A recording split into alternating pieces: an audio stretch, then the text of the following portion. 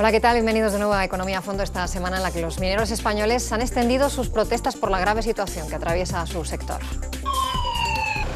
Cortes de carreteras, manifestaciones y una huelga de 4 días. De esta forma, los mineros protestan por el impago de sus nóminas y por la incertidumbre de un sector que parece abocado inevitablemente a toda una reconversión. Y vamos a hablar de ello y de qué estrategia energética necesitamos en este momento, en qué debe concretarse ese gran pacto político que no acaba de llegar. ¿Debemos apostar o no por la energía nuclear? Vamos a preguntar sobre este asunto a nuestros expertos y sobre la cumbre sobre el empleo que se ha celebrado en Oslo esta semana. Nos enfrentamos a una posibilidad real de que haya una generación perdida.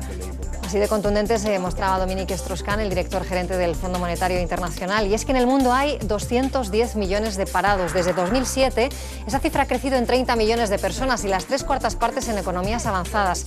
Analizaremos también ese gran problema, la evolución de esta lacra a nivel mundial y qué hay que hacer para frenar su escalada también aquí, en España.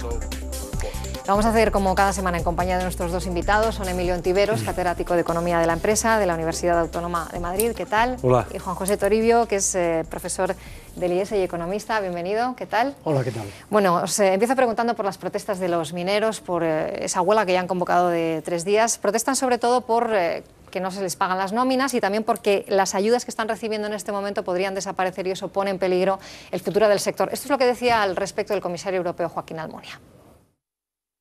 Hemos avanzado mucho, yo creo que va por buen camino, efectivamente, pero no estamos todavía en el momento en el que la Comisión puede tomar una decisión. Yo espero que lo haga en las próximas semanas.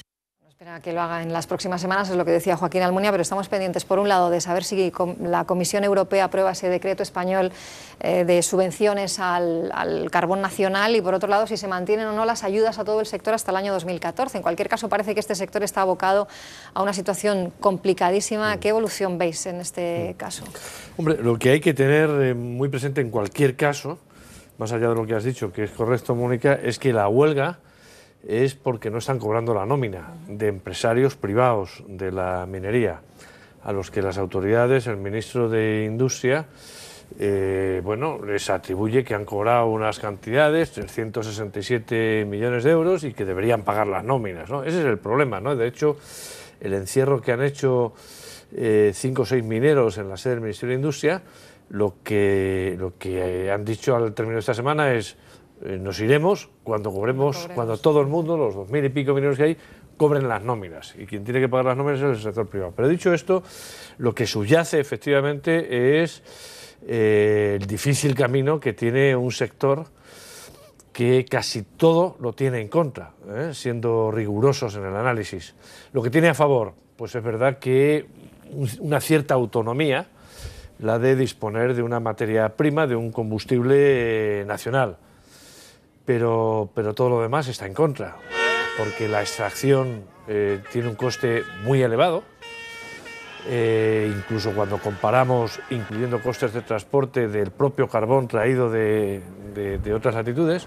2, porque contamina en un momento en el que efectivamente el coste de esas emisiones de CO2 es elevado. Y 3, porque impide, por así decirlo, afrontar el problema serio de medio-largo plazo, del que luego, si queréis, podemos hablar. Yo creo que lo que las autoridades, junto al sector, debería estar definiendo, en alguna medida, en Ponferrada ya han hecho, es la reconversión de ese sector, la reubicación del empleo, no el abandono de esos trabajadores, pero sí la recolocación en sectores que tengan mucho más por venir que el quemar carbón nacional por echarle una mano transitoriamente al carbón nacional, sabiendo que antes o después, incluso Bruselas, aun cuando convalide el Real Decreto, es probable, ¿no?, que más allá del 2013-2014 diga: oye, ya valen balones de oxígeno a un sector que efectivamente en nuestro país creo que tiene los días muy contados, ¿no? No sé si Juan José está de acuerdo. ¿Es necesaria una reconversión industrial de este sector para hacerlo rentable? Sí, claro que sí. Lo que pasa es que este es un problema que viene de hace muchos años ya. El carbón español tiene 2 problemas. Uno, el que tiene todo el carbón del mundo, contamina mucho. Pero además de eso, uno específico español, y es que no es competitivo, lo ha dicho bien Emilio, es muy costoso de extraer y la calidad tampoco es la adecuada, ¿no? Sobre todo el carbón en mina, luego hay una parte del carbón a cielo abierto, que es menor, pero que esa a lo mejor sí podría ser competitiva, pero el carbón en mina, bajo tierra, no es competitivo, tiene unos costes muy, muy altos. Lo que se ha venido haciendo hasta ahora es obligando a su utilización por parte de las centrales térmicas y además subvencionándolo, porque si no, de otra forma no podría ser. Y esas subvenciones expiraron en febrero de este año. A partir de ahí, el gobierno español lo que ha hecho ha sido aprobar un Real Decreto prorrogando estas ayudas, pero la Comisión Europea ha dicho no. Esto no es tan claro, déjenme examinarlo. En principio no, vamos a examinarlo, porque la Comisión Europea tiene sus propios planes en relación con el carbón en Europa, de manera que en octubre de 2014 tendrían que estar cerradas todas las minas no competitivas, no solo las españolas, también las hay en Alemania, en Rumanía y en otros países.